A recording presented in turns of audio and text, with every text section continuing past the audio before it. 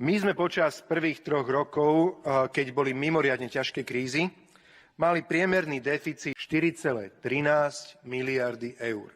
Vy ste hovorili, že to je neuveriteľné, tie 4,3 miliardy, čo to je, aký strašný deficit a ako vy by ste to vedeli robiť lepšie.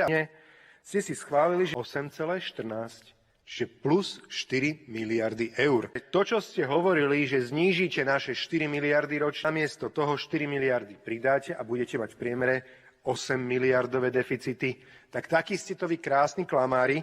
A k tomu ešte, aby si dostali ten 8 miliardový deficit, vytvárate si extrémny priestor na to, aby ste mohli pokračovať v tom, čo dokážete najlepšie, a to je okrádať obyčajných ľudí.